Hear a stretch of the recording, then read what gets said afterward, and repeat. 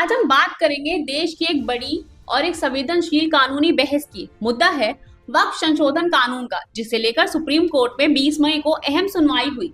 सवाल उठ रहे हैं कि क्या यह नया कानून मुस्लिम समुदाय की धार्मिक आजादी पर हमला है या फिर यह पारदर्शिता और जवाबदेही की दिशा में एक जरूरी कदम।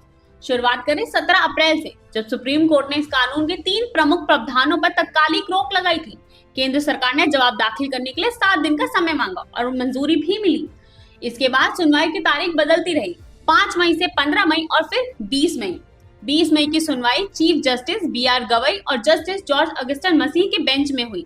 केंद्र की तरफ से सॉलिसिटर जनरल तुषार मेहता ने 3 बिंदुओं पर ध्यान केंद्रित करने की अपील की।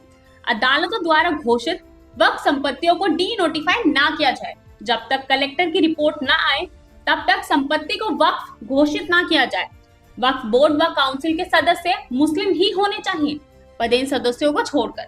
लेकिन याचिकाकर्ताओं की तरफ से वरिष्ठ वकील कपिल सिब्बल, अभिषेक मनु संघवी, राजीव धवन, हुजैफा अहमदी ने इन बिंदुओं का जोरदार विरोध किया। सिब्बल ने कहा, यह कानून संविधान की मूल भावना के खिलाफ है।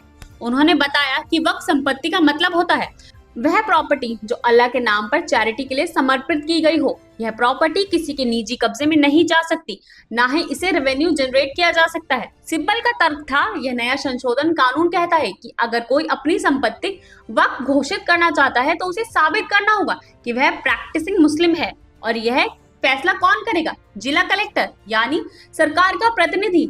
ऐसे में सिब्बल ने पूछा, क्या यह प्रक्रिया निष्पक्ष की जा सकती है? उन्होंने बहस को आगे जारी रखते हुए कहा कि ऐसे कई प्रावधान कानून में जोड़े गए हैं जिन पर संसद में बहस ही नहीं हुई, जैसे कि धारा 3D, जो यह शर्त लगाती है कि 5 साल तक मुस्लिम प्रैक्टिस करने वाला ही वक्फ संपत्ति डोनेट कर सकता है। इस पर राजीव धवन ने यह सवाल उठाया कि क्या कोई भी सरकार किसी धर्म की धार्मिक संपत्तियों को चलाने के अधिकार में दखल दे सकती है। उन्होंने इसे भारत की धर्मनिरपेक्षता के खिलाफ बताया।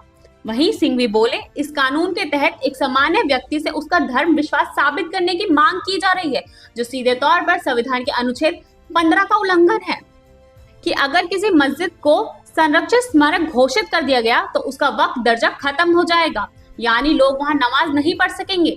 यह धार्मिक स्वतंत्रता अधिकार अनुच्छेद 25 और 26 का उल्लंघन है।